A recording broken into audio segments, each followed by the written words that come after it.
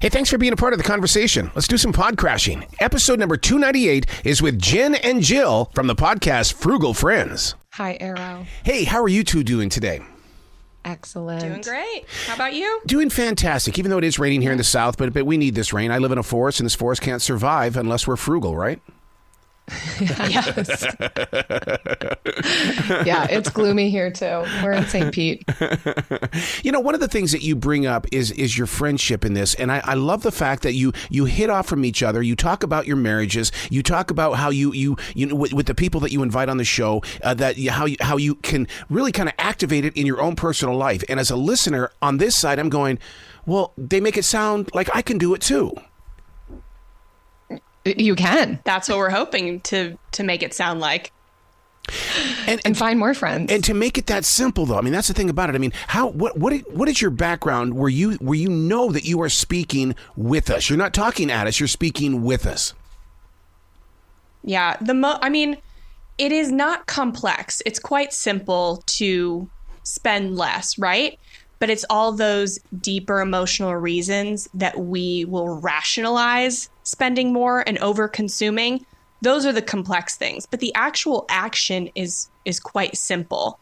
And so we're just trying to get to those deeper, crevices, the deeper things that not a lot of people talk about because it's not very sexy, and trying to relate on those and, get everybody together and be like, yeah, we're all struggling with the same things. How can we meet the needs that we have and the desires we have, but do it in a way that's better for our wallets, better for the environment, and better for our communities? It helps that Jen and I are actual friends. I think that comes through in the recording, so it doesn't feel fake. And most of us really enjoy authenticity, and wherever we can find that. And for Jen and I, we both met during our own debt payoff journeys. And that was one of the things that really connected us. And having gone through that ourselves, we're now able to share some of the things that worked for us, but also learn from our community and the things that maybe we never tried or didn't even know to try, and be able to turn around and give that back to the community. So that, I think, has a lot to do with the expansion. It's just authentic community. We have fun. If it's not fun, it's not Frugal Friends. Debt control is like a learning tool. And the reason why I bring that up is because I remember back in the early part of the 1990s, of course, you go in there and you get another loan on your house and to pay off your bills. And what do? You make more bills. And so I had to have that wake up call so I could be, I don't call it frugal. I say, so I can be cheap today. And I'm not afraid to tell people I'm a cheap guy. Okay. Don't expect anything brilliant because I'm just a cheap guy. Yeah. Well, we don't love the word cheap. We want to say that we're frugal, not cheap, because frugal doesn't come at the expense of other people. Where some people might think, frugal people are cheap because we go out, we don't tip well, or 5 people are splitting the bill and we got the steak and everybody else got the salad. That's the normal connotation for frugal, and we want to turn that upside down.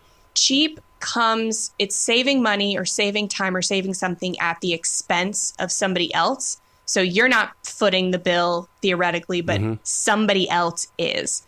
Whereas frugal is, it doesn't affect anybody else but you. It has a positive impact on you and potentially even has a positive impact on the people around you. So it's maybe buying something that's a little more expensive up front, but it's more durable, will last longer, will actually save you money in the long run, and just has the positive byproduct of being made sustainably.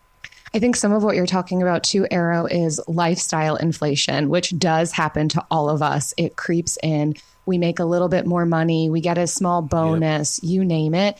And our expenses rise to meet whatever it is that our income is. And we can kind of find ourselves in this rat race where it's not really getting better. Maybe it's even getting worse. And so some of that has to do with that frugality that Jen's talking about, where we are really embracing being good stewards of our resources so that we're not finding ourselves mindlessly spending and our expenses just becoming like the rising tide with our income.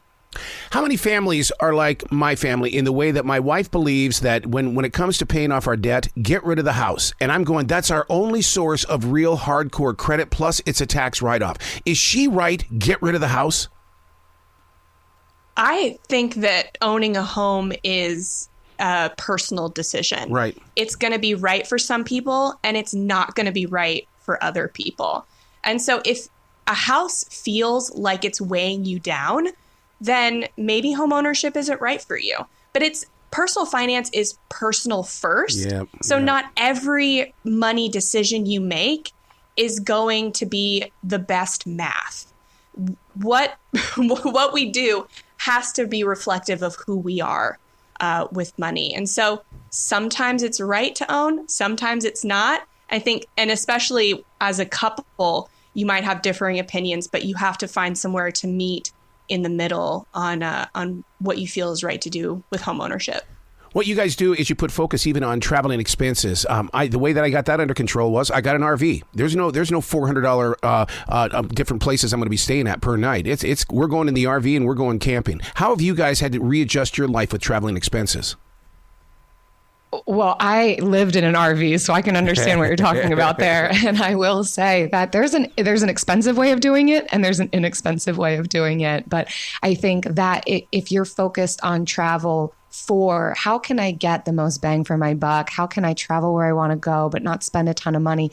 Yeah, RVing is great. We also love travel hacking, finding credit cards that are going to give us rewards points. But also, if I can back up before that, making sure that travel is actually something that is valuable to me, is something that's really important, something I want to do. I think there can be a lot of voices saying, this is what you have to do to live a fulfilling life. And I've now met plenty of people who are like, I enjoy being home. I don't need to go out and be traveling here and there. And actually, there's a lot of headache that comes with it. So I think staycations can be a really cost-effective way to explore the community that you're in.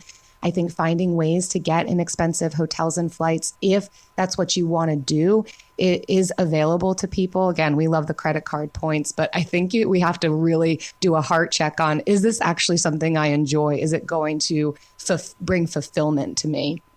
Online spending has got to be an addiction because, I mean, it's too easy to go to Amazon and purchase something and 2 days later it arrives. And not only does it hurt your local economy, but man, it can hurt that bank account real fast. How do we break that habit?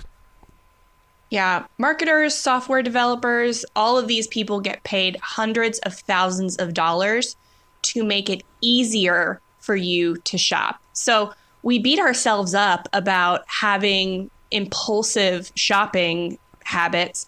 But we also have to recognize that everything around you is set up to put you in a position to be thinking about shopping, to be thinking about buying.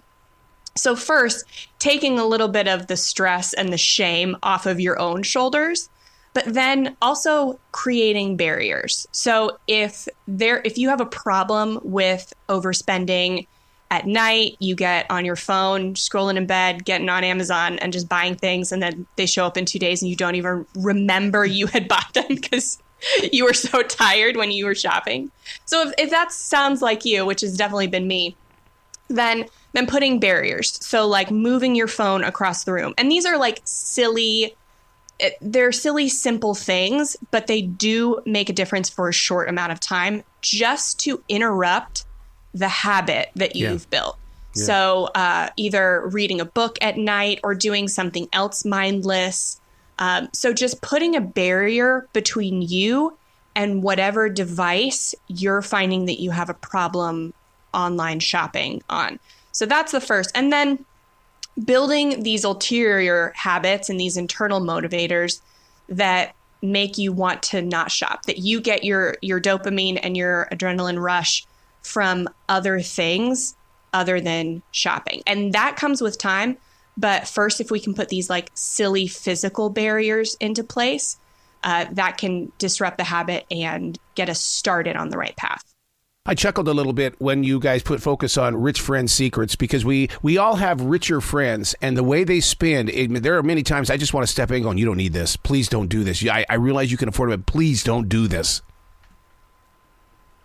Yeah, I think what we realize in talking with some people who have been really mindful about the way that they build wealth and what they do with it is that there is a lot of frugality woven in, that it isn't frivolous spending that's happening, but really identifying how do I want my dollars to be working for me?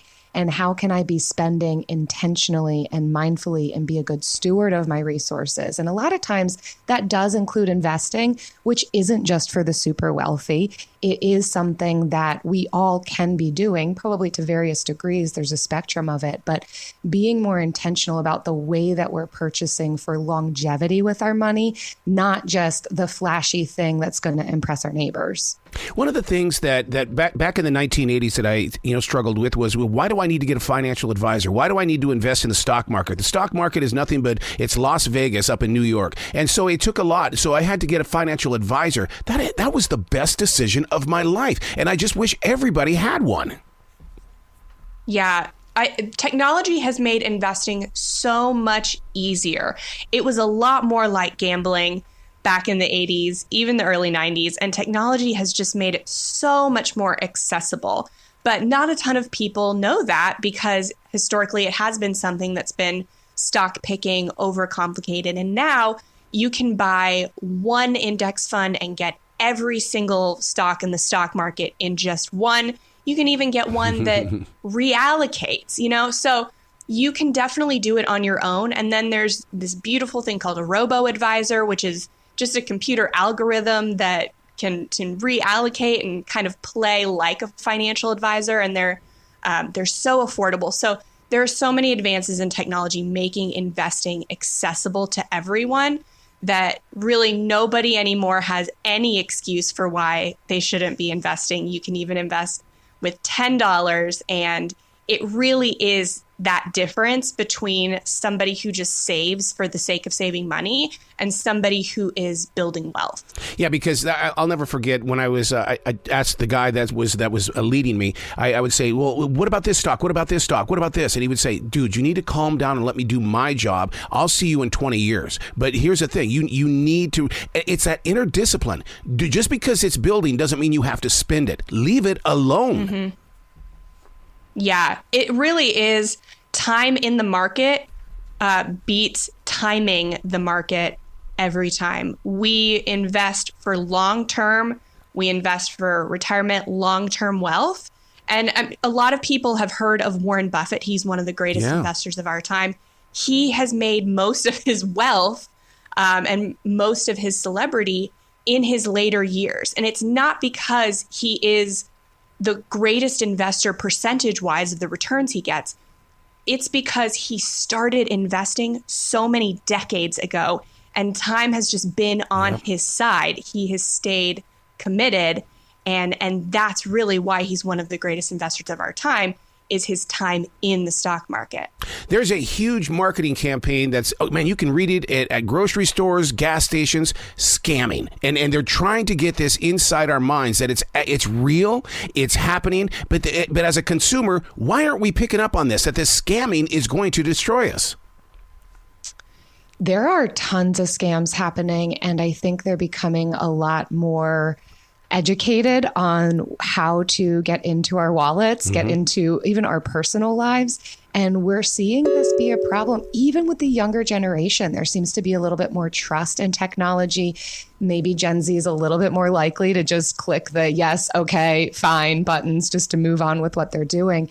But there's becoming a lot more complicated and complex scams trying to get money from us, essentially, and get our personal information. So it is happening. We do have to be informed buyers, informed spenders, informed consumers of what are the scams, but also recognize that they are shifting and changing, not to live life in fear, but to have that pause before we buy or before we say yes to something, which is going to benefit us anyhow, whether or not we're afraid of scammers, to ask ourselves, do I really need this? Or if you're concerned about a scam, what is their intention with this? Am I sure that I'm talking to the person that I think that I'm talking to?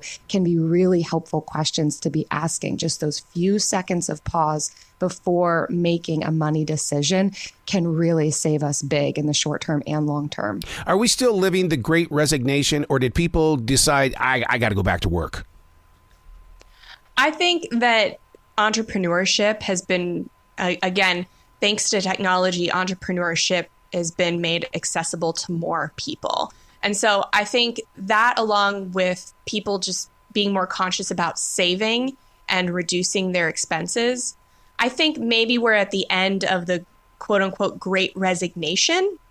But I do think people are more conscious about their work environments and won't settle for maybe what we did 5 years ago. Yep. If there's going to be an employer that doesn't respect boundaries, that doesn't respect time and energy and mental health, then definitely Gen Z and millennials are going to go elsewhere. Yeah. One of the toughest things about during the Great Resignation is you go out there and you get set in your new ways, go back and try to get back into the job market, and they're going, no, you had too much freedom. You're not going to understand what structure is anymore. And that's a mental battle. Yeah, I think that as we get more startups from younger people, I think we are getting more bosses and CEOs and entrepreneurs that are more understanding of flexibility, that know how, when I take care of my employees and I pay them well, then they're more invested in the company. They want to see the company succeed because this is a place they like working, and they want to see it grow. And so I think when you're thinking about your employees as even part owners, and maybe even having them invest in the company and get options, like they are part owners, I think we start to see, as long as there are boundaries in place, a workforce that's more invested in the companies that they're working for. These disruptors happen in the workforce, in the economy, decade over decade. And I think it can be uncomfortable at first. It can feel extreme at first, but the disruptors are important for setting a new trajectory and being workable for the current society. So I think that it will shake out. You got to come back to this show anytime in the future. The door is always going to be open for you. Thank you, Arrow. Thank you so much. Well, you be brilliant today, okay? Likewise. Thanks.